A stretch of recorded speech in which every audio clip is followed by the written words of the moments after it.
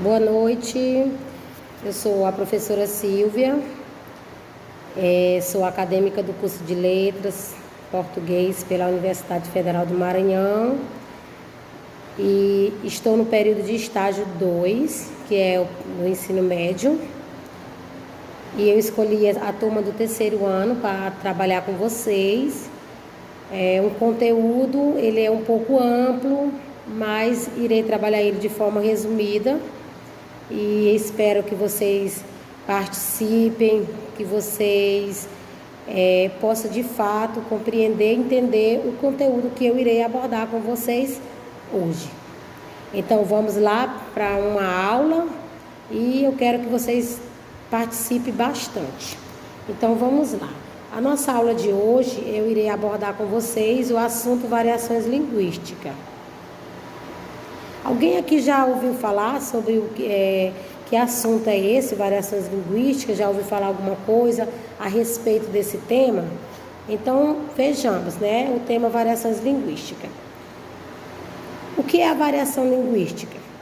Variação linguística é a diversificação de sistemas de uma língua em relação às possibilidades de mudança de seus elementos, ou seja, que é o vocabulário, é a pronúncia, é a morfologia, é a sintaxe.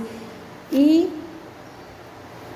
ela existe, a variação linguística, porque as línguas possuem características de serem dinâmicas e sensíveis a fatores como a região geográfica, né? O sexo, a idade, a classe social do falante e o grau de formalidade do contexto de comunicação.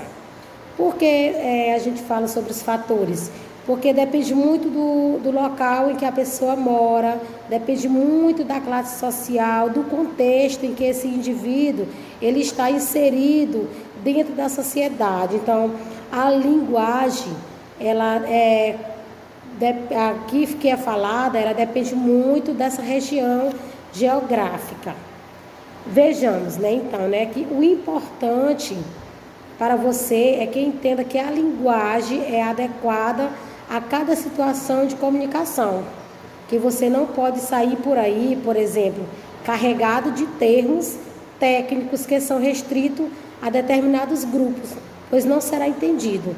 Por exemplo, tem alguns locais que a gente não pode chegar falando qualquer tipo de palavra de todo jeito, né? Tem que ter algumas normas que é necessário estar utilizando para que quem vai ouvir entenda de fato o que eu estou falando, que é, no caso, a comunicação. Portanto, a comunicação, nós devemos considerar as diferentes circunstâncias de comunicação, tais como os gêneros que podemos estar utilizando. Esses gêneros, ele é fundamental à adequação do contexto. Por exemplo, se estamos no ambiente familiar, escolar ou profissional, qual é o grau de intimidade que temos com os interlocutores e também o assunto tratado?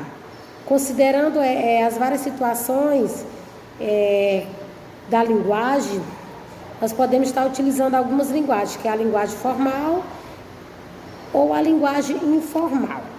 Então, a gente vai observar agora a tirinha de um personagem muito conhecido, que é o cartunista Maurício de Souza, né? Ele trabalha muito com aquelas revistas em quadrinho, né? Que são os gibis, que também são gêneros textuais, que é abordado dentro dos livros didáticos, são abordados onde você encontra os textos informativos, também é encontrado muito cartoons, que também são gêneros textuais que representam uma linguagem geográfica. Então, no Brasil, é possível encontrar muitas variações linguísticas. Por exemplo, na linguagem regional. Principalmente nós aqui, que moramos no Maranhão, no estado do Maranhão, a linguagem aqui é muito baseada em gíria, né? As pessoas utilizam muita gíria para estar falando, principalmente nas colocações de fala informal. Então, vejamos aqui o que diz o personagem Chico Bento, né, que foi criado pelo cartunista Maurício de Souza. Ele diz o seguinte aqui num quadrinho, né, de uma revista que ele fez. Eu aqui não posso nem pensar nisso. Quem me dera, eu vou ter que estudar muito, e até me formar numa universidade. Daí vou arrumar um trabalho aqui e ajudar as pessoas a viver melhor. Então, a gente observa na fala do personagem a colocação, a fala que está relatando a região, a linguagem que ele utiliza para trabalhar. É uma linguagem escrita de forma diferente e falada, mas é uma linguagem que a gente compreende, que a gente entende o que o personagem está querendo nos falar. Então, isso é muito importante a gente fazer essas observações. Temos também alguns tipos e exemplos de variações linguísticas. Há diversos tipos de variações linguísticas, né? Segundo o campo de atuação. Vejamos a variação geográfica ou a diatópica. Está relacionada com o local em que é desenvolvida, tal como as variações entre o português do Brasil e o português de Portugal, chamada de regionalismo. Ou seja, nós falamos português, mas quem mora em Portugal, ele também fala português, mas com uma linguagem, um sotaque diferente da nossa linguagem brasileira. Mas ele também, a linguagem também é em português. Então, a gente vai ver agora algumas expressões que a gente utiliza no dia a dia, que aqui representa um objeto, determinado objeto representa um nome, e lá em Portugal representa outro nome. Vejamos aqui, por exemplo, celular. Celular, aqui no Brasil nós chamamos celular, lá em Portugal ele chama telemóvel. E ônibus aqui no Brasil, ele chama lá no Portugal autocarro. Trem, lá é chamado de comboio. Mas, sendo que é o mesmo objeto, é o mesmo, só o que vai mudar é só o nome, mas é a mesma coisa. Vejamos também aqui, aí vem a variação histórica ou diacrônica. Ela ocorre com o desenvolvimento da história, tal como o português medieval e o atual. Exemplo de português arcaico, né, que a gente vai ver. A variação social ou diastrática é percebida segundo os grupos ou classes sociais, tal como uma conversa entre um orador jurídico e um morador de rua. Exemplo desse tipo de variação são os socialetos. Aí vejamos um exemplo de socialeto. Esse exemplo de socialeto é uma conversa entre um paciente e um médico. Vejamos então o que diz o médico ao paciente.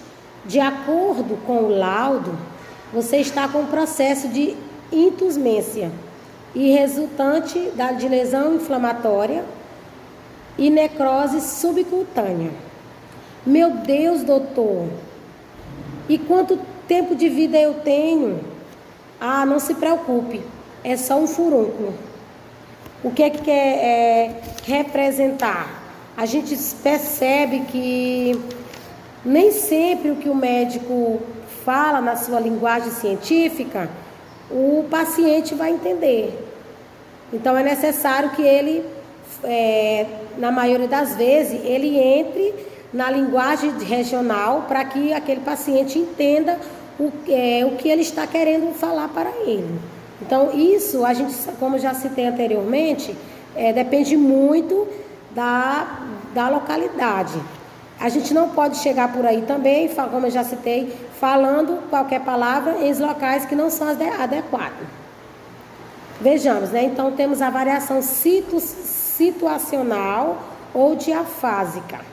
Ela ocorre de acordo com o contexto, por exemplo, nas situações formais e nas situações informais. As gírias são expressões populares utilizada por determinados grupos sociais, né? Então, principalmente nós maranhenses, né, temos uma linguagem que fala muito na gíria. Muitas palavras a gente utiliza no nosso dia a dia, na conversa entre amigos, nos locais de trabalho, na vida social que a gente tem com outras pessoas. Então, o que é a definição de gíria? A gíria, ela é uma linguagem de caráter popular, criada e usada por determinados grupos sociais ou até mesmo profissionais. Sacou? Então vejamos alguns tipos de gírias que nós falamos bastante, né? Nós maranhenses. Eu acho que nós maranhenses somos as pessoas que mais falam gírias. Somos nós, né? E até que dá certo as nossas gírias. Então vamos lá, para a linguagem coloquial e a informal gíria. Quando a gente geralmente fala, algo deu errado, ou seja, algo não deu errado, se ferrou. Causou boa impressão na festa, abalou, abafou, como é um dos sotaques que a gente fala. Está no lugar certo na hora certa, é nós na fita. É muita responsabilidade, muita responsa, ó cara. Entendi, concordo com você. Falou? Está entendendo? Tá ligado? Ó, se liga. Isso ainda vai dar confusão. Eita, que isso vai dar treta, cara. Muito bacana. Irado. Né? Quando não deu certo, a gente fica irado, injuriado. Não estou ansioso. Tô sussa. O filme foi ruim, foi tosco demais o filme, não foi bom. Obrigado, valeu. Ó, quando alguém não faz algo pra gente, que a gente diz obrigado, a gente diz valeu, beleza, tal. É uma linguagem que nós utilizamos bastante. E temos, pegue o ônibus, vai pegar um busão, né? Nós geralmente chamamos o ônibus de busão. Tudo bem com você? Tá de boa, tá legal, tá ok. Vem com a gente, cola aí, mano, vamos lá.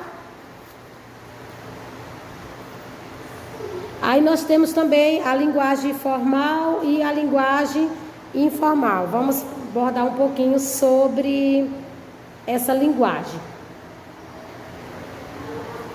Quanto aos níveis da fala, podemos considerar os dois padrões de linguagem. A linguagem formal e a linguagem informal. Certamente, quando nós falamos com pessoas mais próximas, a gente utiliza a linguagem dita coloquial, ou seja, aquela espontânea, aquela dinâmica. No entanto, de acordo com o contexto no qual a gente está inserido, devemos seguir algumas regras e normas impostas pela gramática, ou seja, quando a gente vai elaborar um texto, vai elaborar um TCC, uma monografia, um artigo científico, nós não podemos utilizar a linguagem informal, né? Quando está baseado na gramática, a gente tem que utilizar a linguagem formal, é aquela linguagem mais padronizada, para que eu não possa estar colocando palavras que não é necessário dentro de um determinado texto. E nós temos também o preconceito linguístico. Vamos falar um pouquinho sobre esse preconceito linguístico. O preconceito linguístico também ele é utilizado dentro da fala que a gente vai expressar, ou que principalmente quando também vamos escrever algo. Isso é muito importante, né? Na escrita, quando a gente vai organizar a fala da gente, na palestra, principalmente na oral, né? A linguagem oral, ela é fundamental, assim como também a linguagem escrita, que a gente utiliza no nosso dia a dia. Então é importante que a gente observe bem como as palavras, onde nós vamos colocar elas, quando a gente fala, quando a gente escreve. Pois jamais eu irei fazer uma redação e irei colocar palavras informais ou gírias dentro da minha fala, dentro de uma redação, dentro de um artigo científico, de uma resenha crítica. Não podemos. Por quê? Porque existe na língua portuguesa as normas e as regras para a língua portuguesa. Então, nós temos que utilizar elas de modo corretamente. Então, eu quero dizer um obrigado a todos vocês pela atenção. E agora a gente vai seguir com alguns encaminhamento da atividade que nós iremos realizar. Então, boa noite a todos e até a próxima aula.